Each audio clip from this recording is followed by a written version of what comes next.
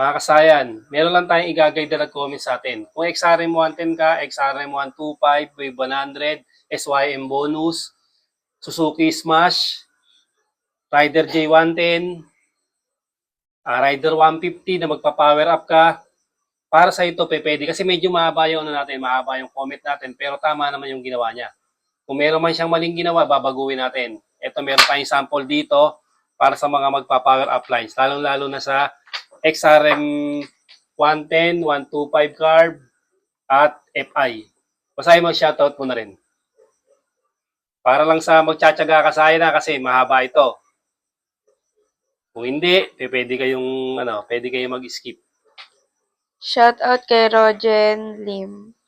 Idol, isa niyo po ako sa followers mo po. Paturo naman po kung paano mag-power up line sa Honda XRM 125 FID DSX. Yung number 30 sa original na Bosch relay, lagyan dapat ng fuse na may 15 ampere bago dapat irekta sa positive ng battery. Okay, tama. Po ba? Yung 86 ng Bosch relay, itap mo sa body ground or chassis ng motor bago irekta sa negative ng battery. Okay, tama pa rin. At yung wire gauge na gagamitin is 16 gauge na wire. Tama po ba? Okay, tama pa rin. Yung 85 ng Bosch relay, irekta sa flasher relay, yung may solid black na white. Yan. Solid black na wire na yung accessories. At yung wire gauge na gamitin is 18 gauge po ba na wire or 16 gauge na wire? Tama po ba? 18 gauge, tama yun. Yung dalawang 87 na, sa Bosch relay, dyan na itatap yung MDL, headlight, taillight, and park light. Tama po ba? Okay, tamang-tama. Pero paghihiwalay natin yun ha. Sa isang 87, ilalagay natin yung park light, headlight, at tail light. Sa isang 87 naman, ilalagay natin dun yung common ng 3-way switch para naka-power up na rin yung mini driving light. Okay, tuloy. Power up line na po ba yung motor ko pag ganyan gawin ko? Tamang-tama yung ginawa niya. Tamang-tama yung kasayan. Mahaba lang yung message niya pero tamang-tama yung ginawa niya. Okay, tuloy tayo. Paano po ba mag-battery drive, idol? Ganito kasi ginawa ko sa motor ko. Yung binattery drive ko lang sa motor ko, yung sa headlight at park light. Nilagyan ko ng magkaiwalay na switch, pareho para mag-open ng motor. Hindi iilaw. Bale, nagkat ako ng wires sa may cowling na wire, hindi ko pinakialaman yung sa stator. Wala akong hinugot doon or cutting na ginawa. Sa may headlight lang yung pinakialaman ko na wire. Bale, hinahanap ko doon yung yellow wire na supply ng stator papunta sa headlight at pinutol ko. At yung kaputol na sumusupply sa headlight, nilagyan ko ng on-off switch bago ko irekta sa ignition switch. Battery drive na po ba ang aking headlight, park light at taillight pag ganon? Bali, ang battery operated lang sa kanya ay magiging headlight lang. Hindi mapapasama yung taillight at saka yung park light. Okay, tuloy. Bala ko kasi itap na lang sa 87 yung supply ng headlight and park light ko kasi kumukurap pag nasa ignition switch, nag-aagawan kasi ng supply. Sana po masagot lahat ng tanong ko, idol. Salamat. Bali, yun ang tama mong gagawin. Kasi nung sinabi mo kanina sa power up lines, ilalagay mo sa 87 yung park light, headlight, at tail light. Yung unang pagkakasabi mo sa power up lines, yun ang tamang-tama mong gagawin. Ngayon kasayan, ganito na lang yung gawin mo, baguhin mo yung ginawa mo. Yung tinanggal mo sa cowling, ibalik mo ulit sa dati.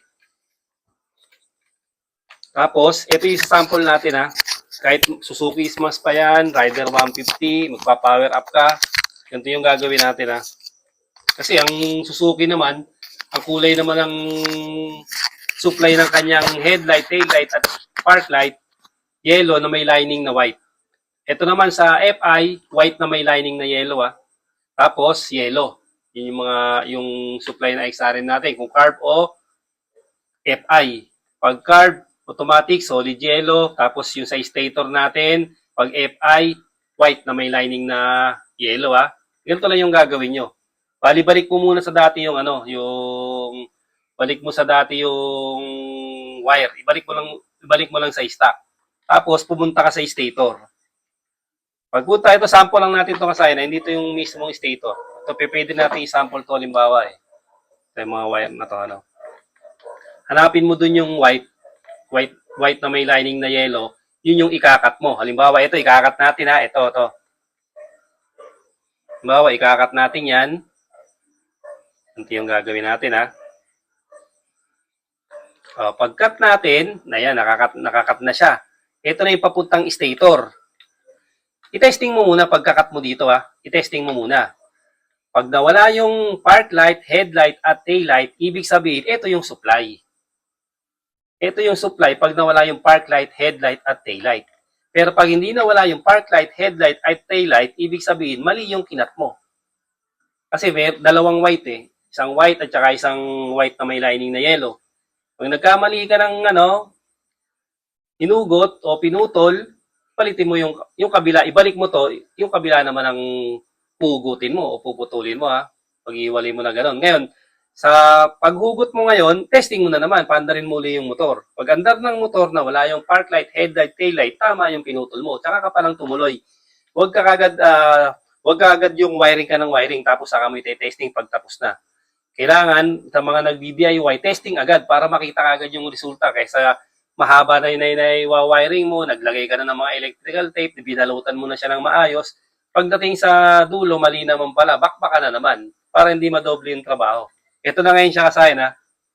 Tapos dito, ito ha. Ito, ganito yung gagawin natin. Naputol na natin dito. Ito na yung stator, wala na siyang connection. Nawala na, no? Ito yung pinagputulan natin. Ngayon, yung pinutol na to, ito nakatap pa to eh. Nakakonect pa to sa nakakonect pa to sa regulator natin, may supply pa rin to. Ito ha. Magkakasupply tong nakakonect yan dito eh. Magkakasupply yung regulator natin pagka nilagay na natin to sa 87 ng relay.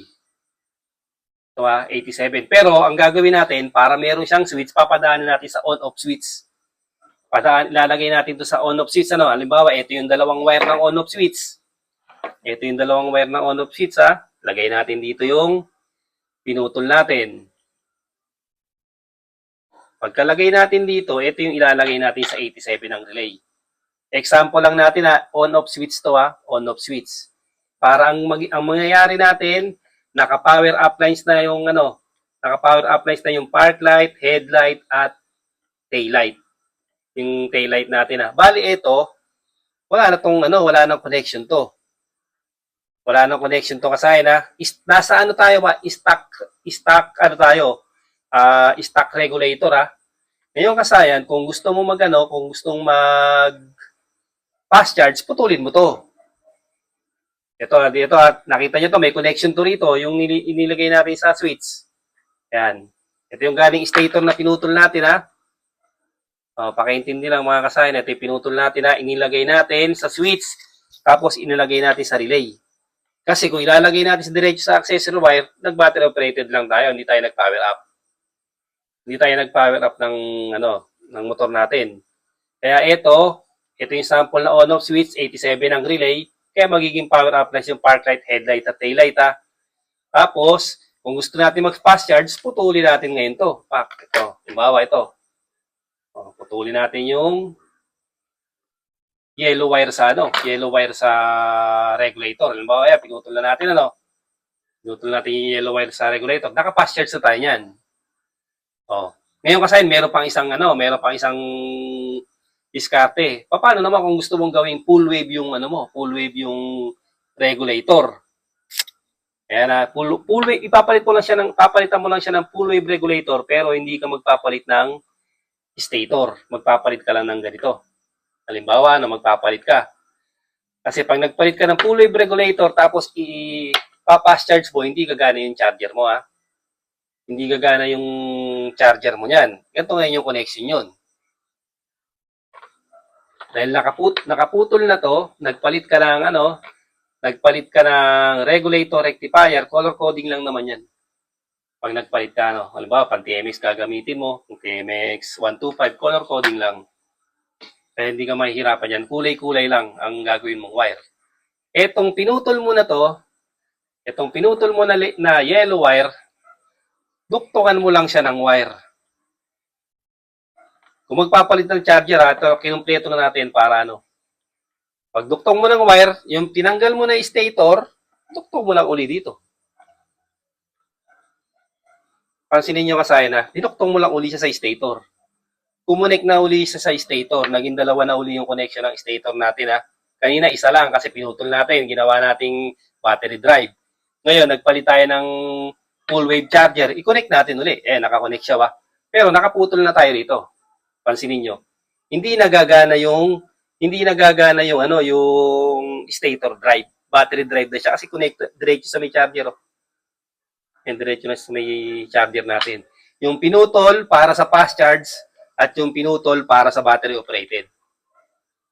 Ganito yung kasayan huwag kayong malilito. Ulitin nyo lang yung una kong sinabi sa inyo kung hindi kayo magpapalinto. Yun. Ito yung sinasabi ko lang. Yan. Fast charge pag pinutol mo yung yellow. Pag hindi mo pinutol yung yellow, okay pa rin yun. Walang problema. Diretso to sa switch, on-off switch. Tapos, ito, 87 ang relay para power up range na siya. Kung halimbawa, ito yung natin. Halimbawa, ito na may ito ginamit natin to kanina, sample ng switch. Ito naman yung three-way switch natin halimbawa. Halimbawa, ito naman yung three-way switch natin ito yung common, lalagay natin sa 87 ng relay. Paglagay natin sa 87 ng relay, ito naman yung high beam at low beam ng mini driving light. Kung three-way switch to ito yung common, lalagay 87 ng relay. Bali, ang nailagay mo sa relay, dalawa na isa yung park light, headlight, tail light, at saka MDL. Ayan siya kasaya, Bali, parehas na siyang naka-power up, automatic, wala nang kurap yun. Pag meron kang di nakuha, mag-comment ka lang, sasagutin natin yan. Kahit mahaba yung comment mo, babasahin natin. Basta hindi tayo busy, nagbabasa tayo ng mga comment, tapos pag alam natin ang kasagutan, sumasagot tayo sa mga tanong ng ating mga kasayan. Pag hindi na intindihan, comment lang. Hanggang dito na lang mga kasayan. Salamat sa panonood.